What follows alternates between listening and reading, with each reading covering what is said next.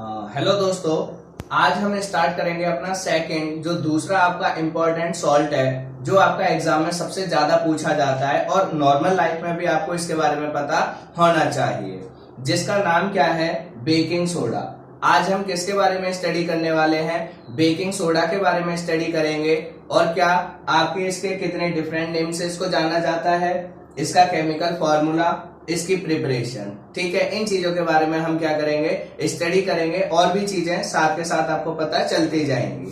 तो आइए सबसे पहले हम स्टार्ट करते हैं कि बेकिंग सोडा को कितने अलग अलग नामों से जानते हैं या फिर आपका ये एग्जाम के अंदर कितने टाइप से क्वेश्चन बन सकता है।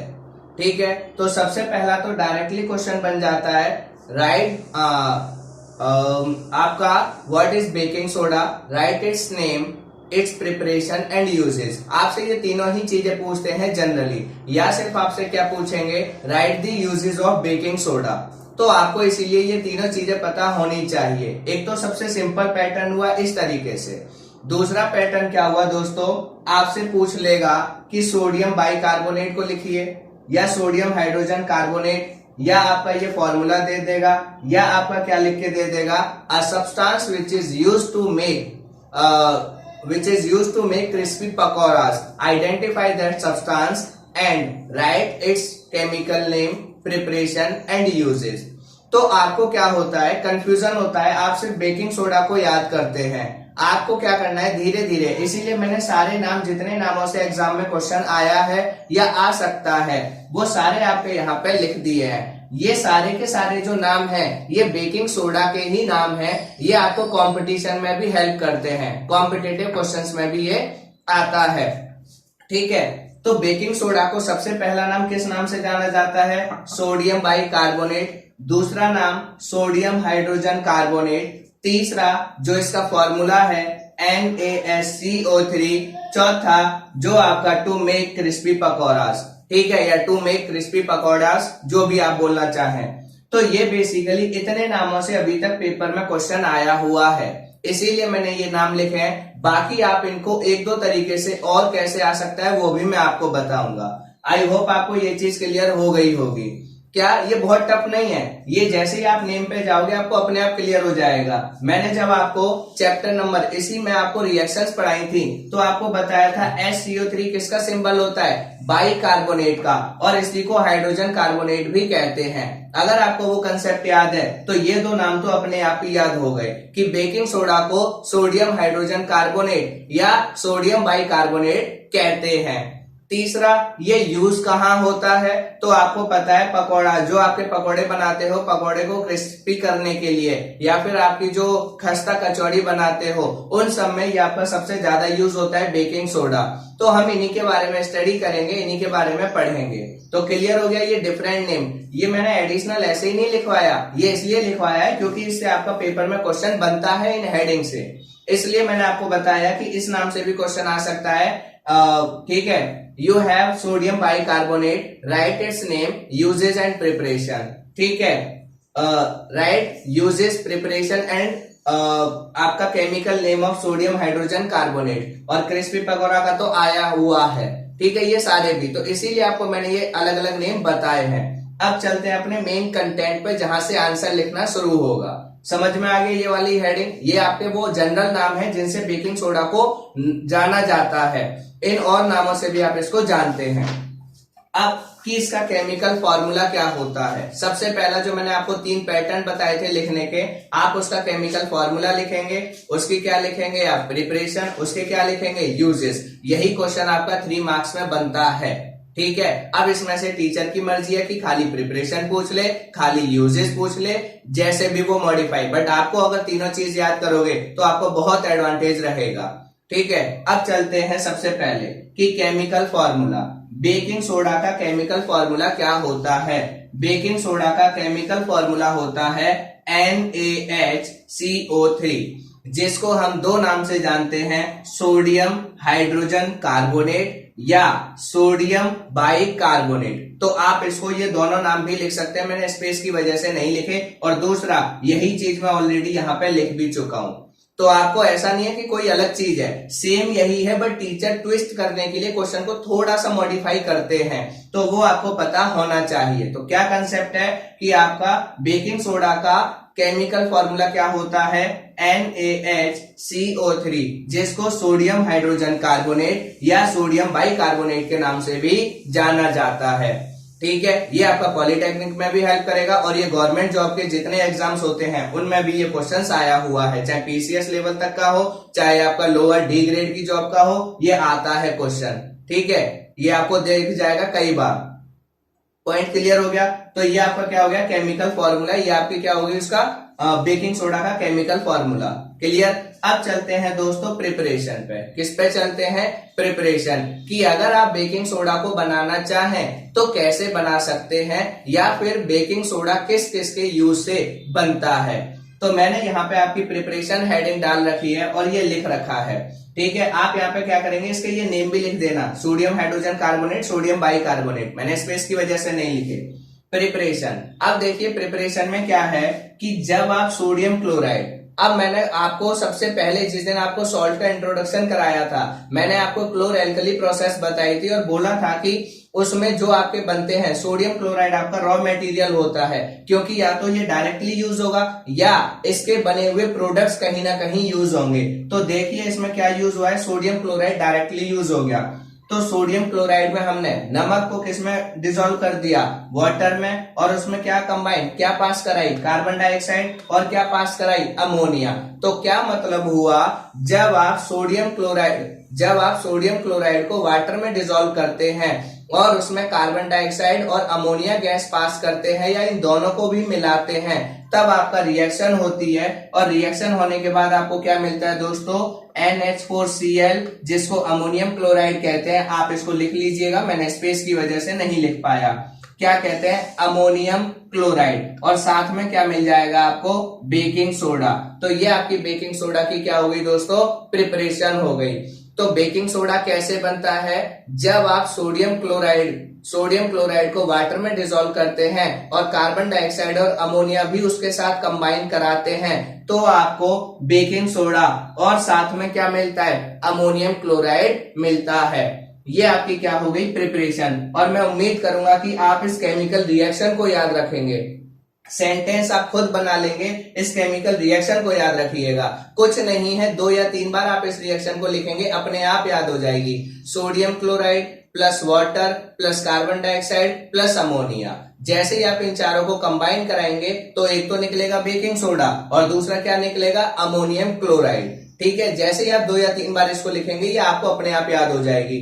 अब सेंटेंस वाली आप अपने आप बनाएंगे, सेंटेंस वाली रिएक्शन क्या करेंगे, अपने आप देखिए कैसे बनाएंगे। ठीक है, we take the solution of sodium chloride, ये भी आप लिख सकते हैं, in solution of sodium chloride, carbon dioxide and ammonia mix, then we obtain baking soda plus ammonium chloride. ये हुई सबसे सिंपल। और भी सिंपल अगर आपको लिखनी है, ये आप पे डिपेंड करता है, आप इसको वर्ड एसोसिएट करके कितना अच्छा बना सकते हैं। सिंपल लिख दीजिए, वरना आप ये भी लिख दीजिए जिसको कुछ नहीं आता। ठीक है, when sodium chloride combine with water, carbon dioxide and ammonia, then we obtain ammonium chloride and baking soda। ये इससे आसान कुछ नहीं हो सकता। जो आपने रिएक्शन में लिखा है एज इट इज सारी चीज आपने वही लिख दी। क्या, sodium chloride, when sodium chloride react, या when sodium chloride react मत लिखना, sodium chloride combine with water, carbon dioxide and ammonia, then we obtain ammonium chloride plus baking soda. ये इसकी क्या होगी दोस्तों, प्रिपरेशन। ठीक है, इसको आप लिख लीजिएगा, जो मैंने बोली है वही, इसमें कुछ भी नहीं है। ठीक है, आप अगर थोड़ा सा लिखना चाहें तो ये लिख सकते हैं, when carbon dioxide ammonia react with the या combine with the solution of sodium chloride. तीसरा भी सेंटेंस बोल देता हूं, when carbon dioxide and ammonia combine with the solution of sodium chloride, then we obtain ammonium chloride plus baking soda। Clear? तो ये आपकी मर्जी है, आप कैसे वर्ड को एसोसिएट करते हैं, कैसे उनकी पोजीशन को डिस्प्लेस करते हैं, अरेंज करेंगे, उस तरीके से आप सेंटेंस बना ले। बट उसमें ये चारों चीज या 6 की 6 चीज आनी चाहिए। ठीक है, लिखेंगे तो आपको ही बेनिफिट मिलेगा। और ये रिएक्शन जब भी आप लिखें, अगर आप और अच्छा स्कोर करना चाहते हैं तो इनका नाम लिख दीजिए, sodium chloride, water, carbon dioxide, ammonia. यहाँ पे आपका ammonium chloride plus sodium hydrogen carbonate या सोडियम बाइकार्बोनेट, ब्रैकेट में बेकिंग सोडा। तो इससे थोड़ा सा इंप्रेशन बढ़ता है और आपके मार्क्स जो है, फर्क नहीं, अगर आपने कंटेंट पूरा लिखा है पूरे मार्क्स मिलेंगे, बट थोड़ा रिप्रेजेंटेशन अच्छा हो जाता है। ठीक है, तो उसका एडवांटेज आगे की जब कॉपी चेक होती है तो उसमें मिल जाता है। आई होप आपको ये चीज क्लियर हो गई होगी कि बेकिंग सोडा कितने नामों से जाना जाता है या कितने तरीकों से पेपर में क्वेश्चन बन सकता है। दूसरा, इसका केमिकल फॉर्मूला क्या होता है, सोडियम हाइड्रोजन कार्बोनेट, ये आप लिखेंगे ब्रैकेट में जो भी चीज। फिर प्रिपरेशन, तो आप क्या करते हैं, जब सोडियम क्लोराइड का सॉल्यूशन लेते हैं, मतलब सोडियम क्लोराइड को वाटर के साथ रिएक्ट कराते हैं तो आपको कार्बन डाइऑक्साइड और अमोनिया मिलती है। ये सब चीजें जब इनको रिएक्ट कराते हो तो आपको अमोनियम क्लोराइड और बेकिंग सोडा मिलता है। बस ये आपकी क्या हो गई दोस्तों, प्रिपरेशन का मेथड। अब हम चलते हैं सबसे जरूरी टॉपिक जो आपको पता होना चाहिए। ठीक है, इसके यूजेस काफी इंटरेस्टिंग है, तो उन्हीं पे हम चलते हैं। और एक क्वेश्चन और बनता है, क्या क्वेश्चन बनता है वो भी मैं आपको सिखा देता हूं, जो आने लगा है या इस तरीके का आ सकता है। क्या क्वेश्चन बनता है, क्वेश्चन ये बनता है, a substance which is used to make baking powder, a substance which is used to make baking powder, identify that substance, write its preparation and uses। अब आपको ये उसने बेकिंग सोडा या sodium hydrogen carbonate, sodium bicarbonate या कुछ भी नहीं दिया, उसने क्या बोल दिया, बेकिंग पाउडर। उसने क्या बोल दिया आपसे दोस्तों, बेकिंग पाउडर बोल दिया। तो आपको पता होना चाहिए कि बेकिंग पाउडर किस किस से मिलके बना होता है, और ये 1 मार्क्स क्वेश्चन बनता है। क्या होता है आपका, 1 मार्क्स क्वेश्चन बनता है। तो बेकिंग पाउडर जो होता है, कई दोस्त उसको बेकिंग सोडा ही समझते हैं। हाँ ठीक है, बिल्कुल समझिए, कोई प्रॉब्लम नहीं है, बट प्रॉब्लम कहाँ होती है, जब एमसीक्यू का क्वेश्चन आता है। जब एमसीक्यू क्वेश्चन आता है तो उसमें जो ऑप्शन देता है 4, उसमें आपको प्रॉब्लम होती है। आप सिंपल NaSCO3 को देखते हैं, आंसर लगा देते हैं, वो गलत हो जाता है। ठीक है, तो इस तरीके से आपको पता होना चाहिए। बेकिंग पाउडर क्या होता है दोस्तों, कॉम्बिनेशन होता है baking soda plus tartaric acid. किस किस का, baking soda plus tartaric acid. Tartaric acid, ये मैंने क्यों बताया, क्योंकि ये एक स्कूल के एग्जाम में पूछा गया है।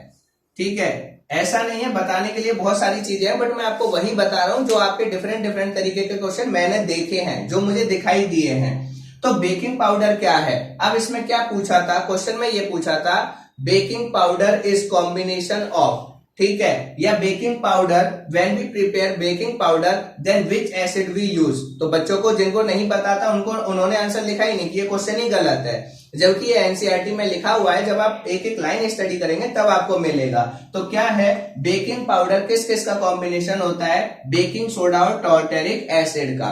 क्लियर, अगर आप इन दोनों को आपस में कंबाइन कर देंगे, बेकिंग सोडा में टार्टेरिक एसिड मिला देंगे, तो अब वो सिर्फ बेकिंग सोडा नहीं रह गया, वो क्या बन गया, बेकिंग पाउडर। इसीलिए अगर टीचर को थोड़ा और अच्छा क्वेश्चन बनाना है और थोड़ा सा ट्विस्ट करना है तो वो क्या करेंगे, आइडेंटिफाई, ठीक है, identify the substance which is used for the preparation of baking powder, write its preparation and usage। अब जिस दोस्त को यही नहीं पता कि बेकिंग पाउडर बनाने में क्या यूज होता है, कौन सा सब्सटेंस, उसको यही नहीं पता कि बेकिंग सोडा, तो वो प्रॉपर्टीज किसकी लिखेगा और क्या करेगा। तो उसमें आपका क्या होता है, कई लोगों को बता दिया जाता है कि बेकिंग पाउडर बेकिंग सोडा एक ही बात है, दोनों लिख दीजिए। हाँ आपको मार्क्स मिलेंगे, बट हाफ मार्क्स कट सकता है, ये जो भी है। बाकी मेरा काम है आपको बताना, इसलिए मैं बता रहा हूं। बेकिंग पाउडर क्या होता है, बेकिंग सोडा और टार्टेरिक एसिड का कॉम्बिनेशन होता है। ठीक है, इन दोनों का कॉम्बिनेशन जब हो जाता है तो आपका उसको बेकिंग सोडा नहीं कहते, क्या कहते हैं दोस्तों, बेकिंग पाउडर कहते हैं। अब ये बेकिंग पाउडर आपको पता होगा, बेकिंग सोडा या बेकिंग पाउडर आपके घरों में, किचन में सबसे ज्यादा यूज होता है ना, पता होगा क्यों यूज होता है।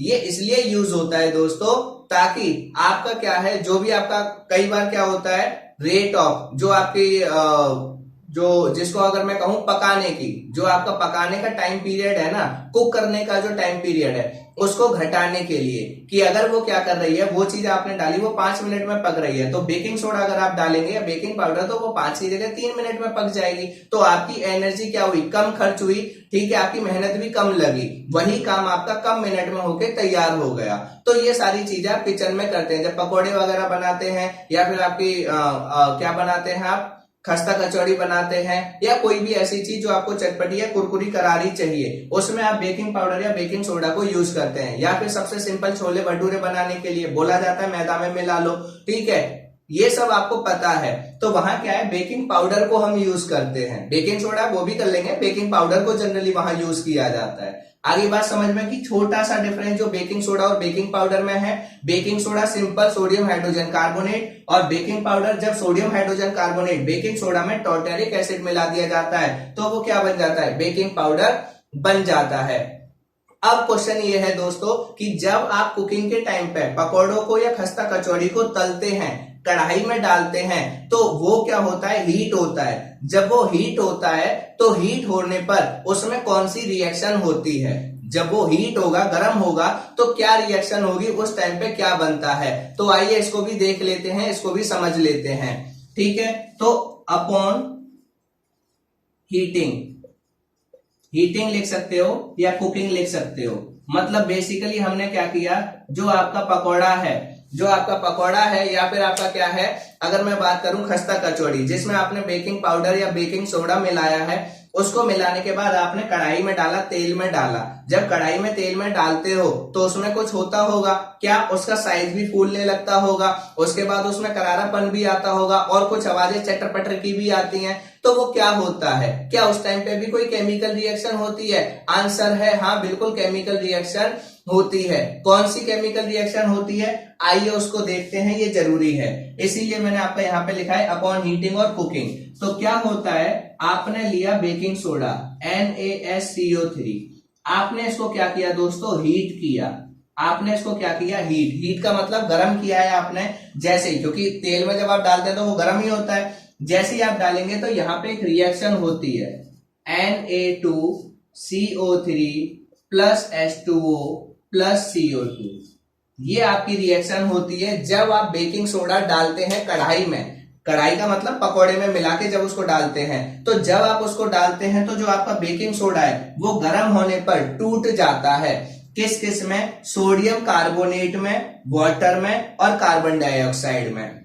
ये जो वाटर होता है, इसी की वजह से जो आपके पकोड़े को या फिर जब आप बेसन को उसमें डालते हैं कढ़ाई में तो चटर पटर की आवाज आती है, पानी वगैरह, वो ये रहा, ठीक है। वो कौन सा, ये वाटर जो रिलीज हो रहा है उसके गर्म होने पे, उसकी वजह से। ये कार्बन डाइऑक्साइड क्या करती है, अभी इसका जेन्युइन रीजन थोड़ी देर में क्लियर हो जाएगा। ये क्या करती है, उसको करारा बनाने में हेल्प करती है, उसको फुलाने में, ठीक है। सोडियम कार्बोनेट, ये आपका एक और प्रोडक्ट बनता है जो आपका फर्दर यूज होगा, जिसको हम आगे यूज करते हैं। तो आपसे अगर कोई पूछे कि जब आप बेकिंग सोडा को गर्म करते हैं तो कौन सी रिएक्शन होती है या पकाते हैं तो क्या होता है, तो बेकिंग सोडा को गर्म करने पर सोडियम कार्बोनेट, वाटर और कार्बन डाइऑक्साइड रिलीज होता है। इसी रिएक्शन की वजह से, यही रिएक्शन जिम्मेदार है जिसकी वजह से आपके पकोड़े या खस्ता कचौड़ी या कोई भी चीज जो आप बना रहे हैं जो करारी होती है, कुरकुरी होती है, वो इसी वजह से होती है। ये रही रिएक्शन, क्योंकि आपका क्या होता है, वहां पे जो आपने बेकिंग सोडा डाला है वो गर्म होने पर सोडियम कार्बोनेट, वाटर और कार्बन डाइऑक्साइड में टूटेगा, जिसकी वजह से उसमें करारापन, खस्तापन जो भी है वो आता है। और उसके लिए भी मेन कौन जिम्मेदार है, ये कार्बन डाइऑक्साइड। ये कौन जिम्मेदार है, ये कार्बन डाइऑक्साइड। इस कार्बन डाइऑक्साइड का एक और इंटरेस्टिंग यूज है, वो अभी बताता हूं थोड़ी देर में, ठीक है। ये समझ में आ गया क्या होता है, बेकिंग पाउडर क्या होता है, कौन से एसिड और किसके कॉम्बिनेशन से बनता है, हीट करने पे क्या होता है, ये रिएक्शन। और इसी रिएक्शन के होने की वजह से, फिर से मैं कह रहा हूं, यही रिएक्शन जिम्मेदार है आपके पकोड़े के या कचौड़ी के या खस्ता कचौड़ी के करारा होने के पीछे। यही वो रिएक्शन है जिसकी वजह से उनमें करारापन आता है, जिसकी वजह से आपको उनका टेस्ट बहुत डिलीशियस लगता है, ठीक है, बहुत यमी लगता है। दिस इज रिएक्शन, ठीक है, क्लियर हो गया। अब चलते हैं आगे। आगे क्या है दोस्तों, यूजेस। ये तो आपकी क्या हो गई ये सारी कहानी। अगर इसमें कोई डाउट हो तो बताना, कमेंट सेक्शन में जरूर डालना अगर कोई डाउट हो। अब हम चलते हैं यूजेस पे, ठीक है। अब आपके क्या है दोस्तों, यूजेस।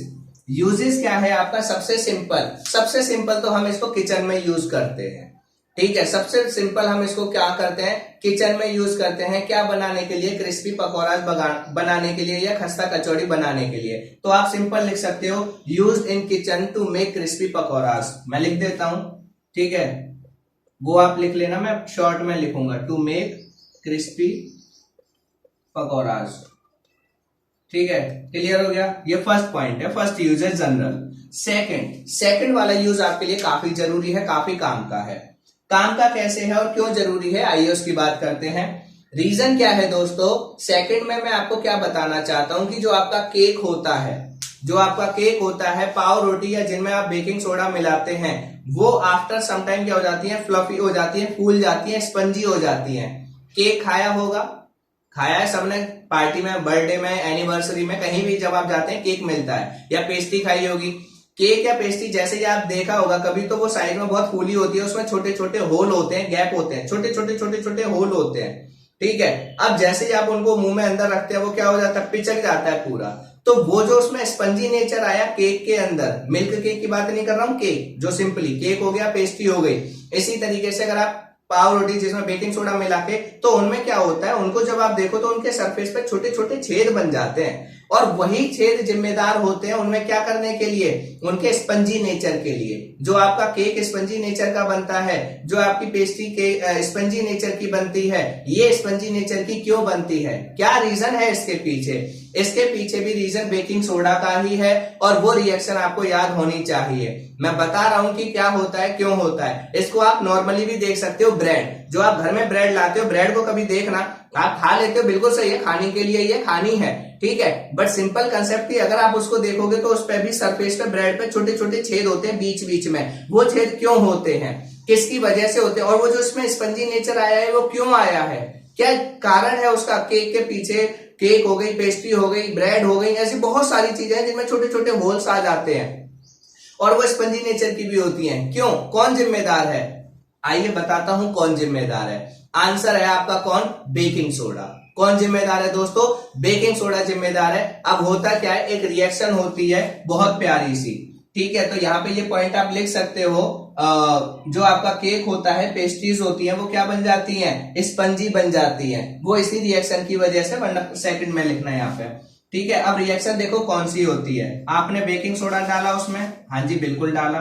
साथ में आपने एक एसिड लिया था, कौन सा? टॉर्टेरिक एसिड। आप टॉर्टेरिक की जगह सिंपल मैं यहां लिख देता हूं एसिड, क्योंकि आप पढ़ चुके हैं जो भी कोई भी ऐसा सब्सटेंस जो H+ रिलीज करता है वो क्या है? एसिड। तो मैंने ये लिख दिया एसिड।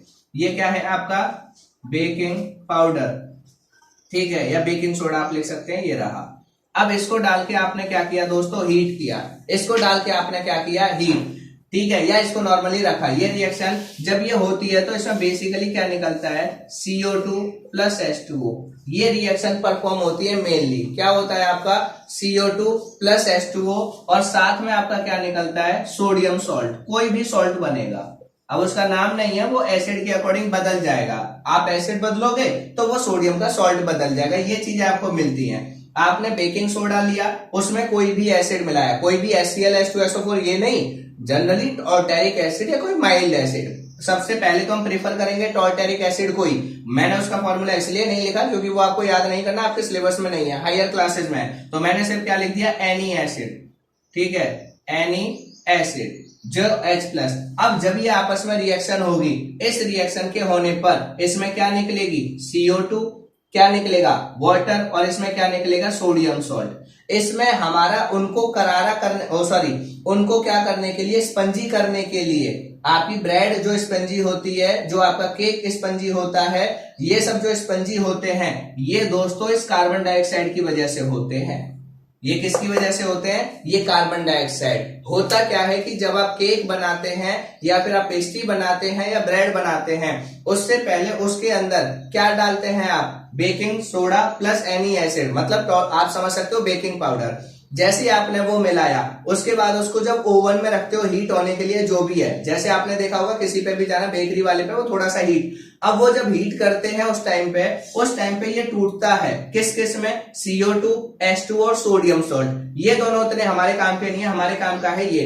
जब वो हीट हो रहा होता है तो उसमें से ये CO2 बाहर निकलती है, और जब CO2 बाहर निकलती है तो जहां जहां से बाहर निकलेगी वहां वहां पे छोटे छोटे होल्स बना के चली जाती है।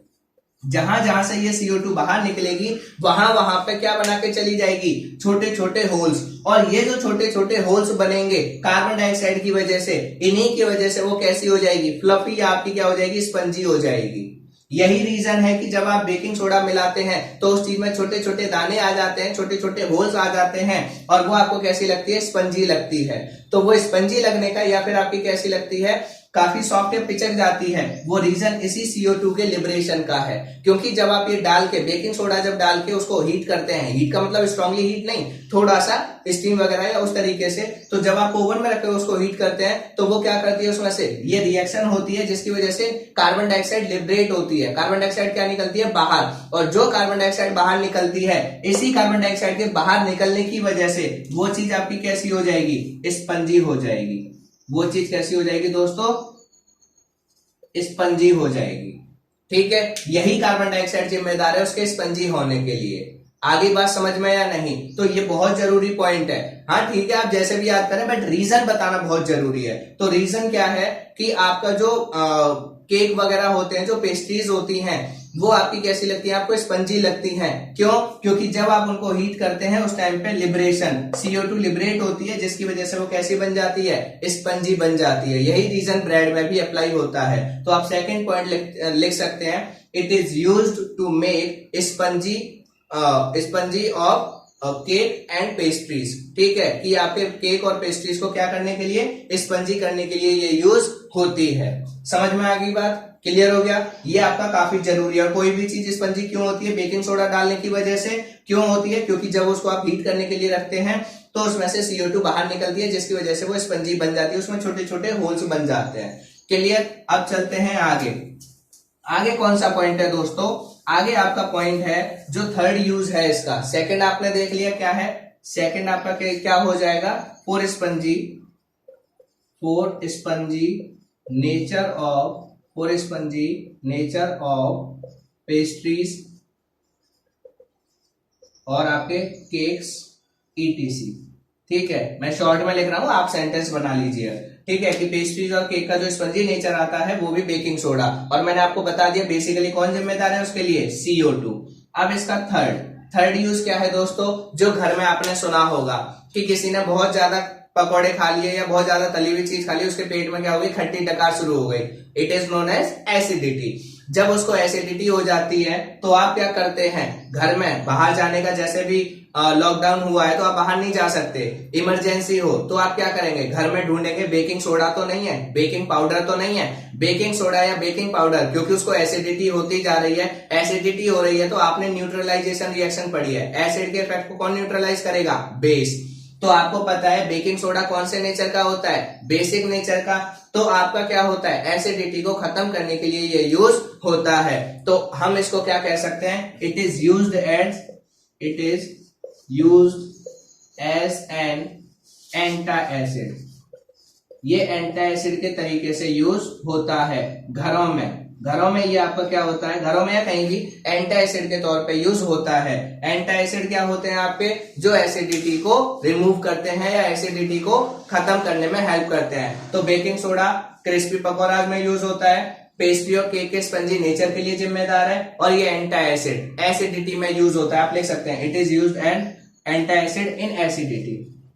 मीनिंग वही है, पर मैंने और ज्यादा क्लियर कर दिया कि किस में यूज होता है, आपका एसिडिटी के टाइम पे। जब आपको एसिडिटी हो जाती है तो आप बेकिंग सोडा लीजिए, उसको पी लीजिए बिल्कुल। और नहीं यकीन आए तो जब वीनो लाओ या डाइजिन या कोई भी जो गैस के लिए जिम्मेदार है, उसको पीछे रैपर को पलटना, उसमें या तो बेकिंग सोडा या सोडियम हाइड्रोजन कार्बोनेट या सोडियम बाइकार्बोनेट, नहीं तो ये फॉर्मूला लिखा हुआ जरूर मिलेगा। ठीक है, ये आपकी सारी चीजें, ये मैं कैरेक्टर बता चुका हूं ये पहले ही। ये बेसिक नेचर का है, इसलिए एसिडिटी को न्यूट्रलाइजेशन रिएक्शन आप पढ़ चुके हैं। एसिड के इफेक्ट को खत्म करना है, बेस इस्तेमाल कीजिए, बेस को खत्म करना है, एसिड को कीजिए। उसके बाद फोर्थ पॉइंट क्या है, इसको आप सोडा एसिड फायर एक्सटिंग्विशर बनाने में यूज करते हैं। इट इज यूज्ड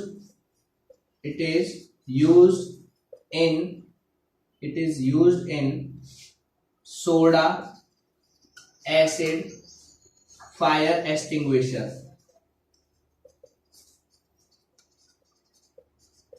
सोड, ठीक है। कहने का मतलब क्या हुआ कि आपने वो देखे होंगे जो हॉस्पिटल में सिलेंडर होते हैं जो आग बुझाने के लिए, जिनमें से वो सफेद सा धुआं निकलता है, वो सारी चीजें। तो फायर एक्सटिंग्विशर बनाने के लिए, जिनको हिंदी में कहते हैं अग्निशामक, ठीक है, अग्निशामक या फायर एक्सटिंग्विशर बनाने के लिए जो आग बुझाने के लिए इस्तेमाल होते हैं, उनमें भी कौन से, सोडा एसिड फायर एक्सटिंग्विशर बनाने के लिए आप किसको यूज करते हो, सोडियम बाइकार्बोनेट को। क्यों यूज करते हो सोडियम बाइकार्बोनेट को सोडा एसिड फायर एक्सटिंग्विशर बनाने में? रीजन समझिए, रीजन बता रहा हूं, 2 सेकंड का है। आग बुझाने के लिए, आग लगाने के लिए हमेशा क्या चाहिए, ऑक्सीजन। आग बढ़ाने के लिए हमेशा ऑक्सीजन, बट आग बुझाने के लिए क्या चाहिए, CO2। तो ये क्या होता है, जब आप बेकिंग सोडा को यूज करते हैं और जब आप इसको ऑपरेट करते हैं सोडा एसिड फायर वाली उसमें, तो एक रिएक्शन उसके उस टाइम पे होती है जब आप इसको ओपन करते हैं। जैसे ही आप ओपन करते हैं रिएक्शन होती है जिसमें से आपका क्या होता है, CO2, और CO2 जो इसमें प्रेजेंट होती है या लिबरेट होती है उस टाइम पे, वही आग बुझाने के लिए जिम्मेदार होती है। इसीलिए सोडियम बाइकार्बोनेट या सोडियम हाइड्रोजन कार्बोनेट या बेकिंग सोडा को आप सोडा एसिड फायर एक्सटिंग्विशर बनाने में भी यूज करते हैं। ये क्या होते हैं, हॉस्पिटल में आपने देखे होंगे छोटे छोटे लाल रंग के सिलेंडर आते हैं, काला सा पाइप लगा होता है जो आग के टाइम पे आग बुझाने के लिए इस्तेमाल होते हैं। तो आपका ये पूरा टॉपिक क्या है, ये थोड़ी सी वीडियो लंबी बन गई, बट ये टॉपिक बहुत जरूरी था, लेंथी है, इसीलिए मैंने इसकी एक एक चीज को आपको बताने की कोशिश करी है। फिर भी किसी का कोई डाउट हो, कोई क्वेरी हो, तो प्लीज कमेंट सेक्शन में बताइएगा। वीडियो अच्छी लगी हो तो लाइक कीजिएगा, शेयर कीजिएगा और चैनल को सब्सक्राइब करना ना भूलें। Thank you.